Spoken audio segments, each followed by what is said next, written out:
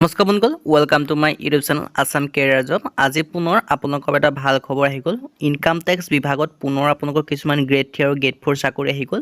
Income tax বিভাগৰ ফালৰ পৰা আহিছে। ইয়াৰ কাৰণে আপোনালোকৰ 10 পাছ, 12 পাছ, ডিগ্ৰী পাছ সকলোৰে বাবে ভেকেঞ্চি আছে। গ্ৰেড 3, গ্ৰেড 4 লেভেলৰ ভেকেঞ্চি হয়।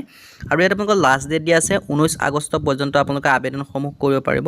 ইয়াত কোনো আপোনালোকৰ এক্সাম নহয়, কোনো আপোনালোকৰ পৰীক্ষা নাই, ডাইৰেক্ট আপোনালোকৰ ইণ্টাৰভিউ হ'ব। কেনেদৰে আবেদন কৰিব পাৰিব, লগতে চাকৰিখিনি কি হয়, এই সকলোখিনি কথা এই ভিডিঅ'ৰ যোগে আলোচনা কৰা হ'ব। যদি ভিডিঅ'টো ভাল পায় ভিডিঅ' লাইক কৰিব, লগতে সেইটো ছাবস্ক্ৰাইব কৰি দিব এনেকুৱা ধৰণৰ ভিডিঅ'সমূহ প্ৰতিদিনে পাই থাকিব।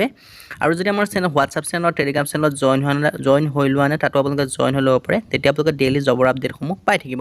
আহক আজি আমি ভিডিঅ'টো আৰম্ভ কৰোঁ। ভিডিঅ'টো আগবঢ়াৰ আগতে মই আপোনালোকক ক'ব বিচাৰিছোঁ যে মই আপোনালোকৰ বাবে এটা আজি জব অৰিয়েণ্টেড প্ৰগ্ৰামৰ কথা ক'ব বিচাৰিছোঁ। যিটো জব অৰিয়েণ্টেড প্ৰগ্ৰামৰ কথা মই আপোনালোকৰ আগতে ভিডিঅ' বনাইছিলোঁ ইয়াৰ ওপৰত, যে লাষ্ট ডেট আপোনালোকৰ 25 জুনলৈকে আছিলে, কিন্তু বৰ্তমান সময়ত তাৰ ডেটটো এক্সটেণ্ড কৰি 15 আগষ্ট পৰ্যন্ত কৰা হৈছে। যিসকলে বৰ্তমানলৈকে আবেদন কৰা নাই তেওঁলোকে আবেদনসমূহ কৰি ল'ব পাৰিব।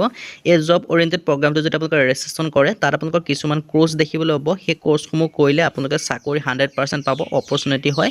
আৰু এইটো আপোনালোকৰ গভৰ্ণমেণ্ট ৰেজিষ্টাৰ হয়। আপোনালোকে ইয়াৰ কাৰণে 10 পাছ, 12 পাছ, গ্ৰেজুৱেশ্যন যদি কৰিছে সকলোৱে আবেদনসমূহ কৰিব পাৰিব।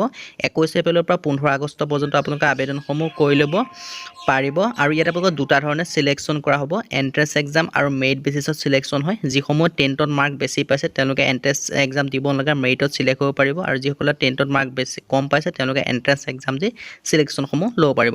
ডেছক্ৰিপশ্যনত লিংক আছে, তাত গৈ আপোনালোকে জব যিটো অৰিয়েণ্টেড প্ৰগ্ৰাম আছে তাত গৈ আপোনালোকে ৰেজিষ্ট্ৰেশ্যনসমূহ কৰি ল'ব পাৰিব। মই পোনপ্ৰথমে আপোনালোকক লাষ্ট ডেট লগতে ইম্পৰ্টেণ্ট ডেটসমূহ কৈ দিছোঁ, আপোনালোকে ভিডিঅ'টো চাই লওক। ইয়াত আপোনালোকে দেখিছে ইম্পৰ্টেণ্ট ডেটৰ কথা যে মই আপোনালোকক ক'বলৈ যাওঁ। ইয়াত আপোনালোকে দেখিছে ডেট অফ ইছ্যু আছে 19/2024। আপোনালোকে এই নটিফিকেশ্যনখন 19/2024 আহিছে, জুন মাহৰ 19 তাৰিখে প্ৰকাশ কৰি দিছিলে। আৰু লাষ্ট ডেটটো আপোনালোকক দিয়া আছে আপোনালোকৰ 19/8/2024। 19/8 মানে হৈছে আগষ্ট মাহৰ 19 তাৰিখলৈকে আপোনালোকে ভেকেঞ্চি কেইটাৰ কাৰণে আবেদন কৰিব পাৰিব। আৰু লগতে নৰ্থ ইষ্টৰ যিটো ৰিজন আছে তাৰ কাৰণে এটা বহুত ভাল খবৰ হয়। নৰ্থ ইষ্টৰ যিমান কেইখন ষ্টেট আছে তেওঁলোকৰ কাৰণেও এই ভেকেঞ্চিখিনি মুকলি কৰিছে অনলি। আৰু ইয়াত আপোনালোকৰ কাট অফ মেক্সিমাম এজৰ কথা যে আপোনালোকক ক'বলৈ যাওঁ, 9/8/2024 পৰ্যন্ত আপোনালোকৰ এজসমূহ গণনা কৰা হ'ব। আৰু এই যিখন নটিফিকেশ্যনখন আহিছে, নটিফিকেশ্যনখন আপোনালোকক মুকলি কৰিছে ইনকাম টেক্স বিভাগৰ ফালৰ পৰা, যিটো আয়কৰ বিভাগ আছে তাৰ পৰা নটিফিকেশ্যনখন মুকলি কৰিছে। যদি আপোনালোকে ইনকাম টেক্সত গ্ৰেড 3, গ্ৰেড 4 চাকৰি আপোনালোকে কৰিব বিচাৰে, সেইটো আপোনালোকে এটা বৃহৎ অপৰচুনিটি হয়। আপোনালোকে চাকৰিসমূহ কৰি ল'ব পাৰিব। গ্ৰেড 3, গ্ৰেড 4 লেভেলৰ চাকৰি আছে। পোনপ্ৰথমে মই আপোনালোকক গ্ৰেড 3 লেভেলৰ যিটো চাকৰি আছে মই সেইকেইটাহে আপোনালোকক জনাই দিছোঁ। প্ৰথমতে আছে আপোনালোকৰ টেক্স এছিষ্টেণ্টৰ ভেকেঞ্চি। ইয়াৰ কাৰণে 8টাকৈ ভেকেঞ্চি দেখিব পাব। দৰমহাসমূহ 25,500 পৰা 81,100 টকা পৰ্যন্ত পাব। লগতে গ্ৰেড পে সকলোখিনি টকা পাব। আৰু ইয়াৰ কাৰণে কোৱালিফিকেশ্যন বিচাৰিছে মাত্ৰ বেচেলৰ ডিগ্ৰী। যদি আপোনালোকে BA পাছ কৰিছে, BSc বা BCom পাছ কৰিছে তেতিয়া আবেদনসমূহ কৰি ল'ব পাৰিব। ষ্টেনোগ্ৰাফাৰ গ্ৰেড 2 কাৰণে এটাকৈ ভেকেঞ্চি দেখিবলৈ পাব। লেভেল 4 লেভেলৰ দৰমহা পাব 25,500 পৰা 81,100 টকা পৰ্যন্ত। ইয়াৰ কাৰণে মাত্ৰ 12 পাছ কৰিলে আবেদন কৰিব পাৰিব। কিন্তু ইয়াত আপোনালোকৰ স্কিল টেষ্ট অনুষ্ঠিত হ'ব। আৰু ইয়াত আপোনালোকৰ স্কিল টেষ্টৰ ক্ষেত্ৰত আপোনালোকৰ 10 মিনিটত 80টা ৱৰ্ড পাৰ মিনিটত আপোনালোকে টাইপ কৰিব পাৰিব লাগিব। কিন্তু আপোনালোকক 10 মিনিট সময় দিয়া হ'ব। আৰু আপোনালোকৰ ট্ৰেন্সক্ৰিপশ্যন থাকিব, কম্পিউটাৰত দিয়া হ'ব, 50 মিনিট কৰিব লাগিব, 65 মিনিটত হিন্দী দিয়া হ'ব। আৰু ইয়াত আপোনালোকৰ যদি মই গ্ৰেড 4 ভেকেঞ্চিৰ কথা ক'বলৈ যাওঁ, হবলদাৰৰ ভেকেঞ্চি আছে। ইয়াৰ কাৰণে আপোনালোকৰ মাত্ৰ মেট্ৰিকুলেশ্যন পাছ কৰিলে আবেদনসমূহ কৰি ল'ব পাৰিব। হবলদাৰৰ যিটো ভেকেঞ্চি হয় তাৰ কাৰণে মাত্ৰ মেট্ৰিকুলেশ্যন পাছ কৰিব লাগে। কিন্তু আপোনালোকে কিছুমান ফিজিকেল টেষ্ট অনুষ্ঠিত হ'ব বুলি ইয়াত উল্লেখ কৰিছে, চাব পাৰে। মেট্ৰিকুলেশ্যন পাছ কৰিলে আবেদন কৰিব পাৰিব। আৰু লগতে ফিজিকেল টেষ্টসমূহ কি হ'ব কৈছে, হাইট জোখা হ'ব আৰু আপোনালোকৰ অনলি হাইট জোখা হ'ব। লগতে ৱাকিং টেষ্ট, ফিজিকেল টেষ্টত কোনো ৰানিং নহয়, সেইটো আপোনালোকে ভুল নকৰিব, নাভাবিব যে ৰানিং হ'ব বুলি। কোনো ৰানিং নহয়, মাত্ৰ আপোনালোকক 1600 মিটাৰ খোজকাঢ়িব দিব 15 মিনিটত। এটা যথেষ্ট সময় দিব, খোজকাঢ়িব লাগে 1600 মিটাৰ 15 মিনিটত। আৰু ফিমেল কেণ্ডিডেটৰ কাৰণে 152 চেণ্টিমিটাৰ হাইট বিচাৰিছে, 48 কেজি বিচাৰিছে। আৰু 1 কিলোমিটাৰ খোজকাঢ়িব লাগে 20 মিনিটত। এটা অপৰচুনিটি হয়। আপোনালোকে যদি আবেদন কৰা নাই আবেদনসমূহ কৰি ল'ব পাৰিব।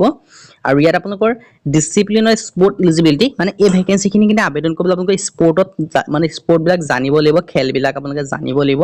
কোনটো স্পৰ্টৰ কাৰণে কোনটো আবেদন কৰিব বিচাৰে আপোনালোকে খেলবিলাক জানিব লাগিব। ধুনীয়াকৈ খেলবিলাকৰ কথা উল্লেখ কৰি দিয়া আছে।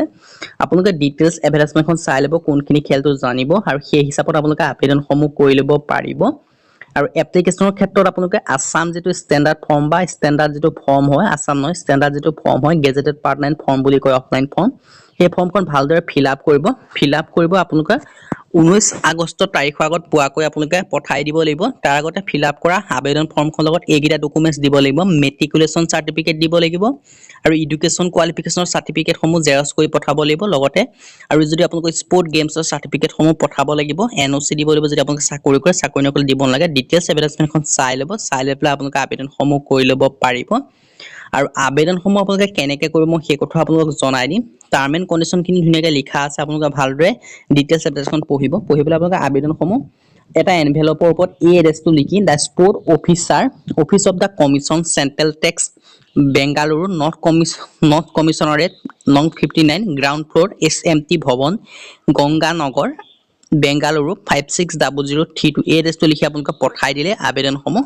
হৈ যাব আৰু নৰ্থ ইষ্টৰ কাৰণে 19 আগষ্টলৈকে আপোনালোকে আবেদনসমূহ কৰি ল'ব পাৰিব আজি ভিডিঅ' ইমানে যদি ভিডিঅ' ভাল পায় লাইক কৰিব লগতে চেনেলটো ছাবস্ক্ৰাইব কৰি দিব পাৰে এনেকুৱা ধৰণৰ ভিডিঅ'সমূহ প্ৰতিদিনে পাই থাকিব আজিলৈকে প্ৰতি ভিডিঅ'ত লগ পাম ইয়াৰ পৰা দেখা হৈছে ইনকাম টেক্সৰ পৰা ভেকেঞ্চিখিনি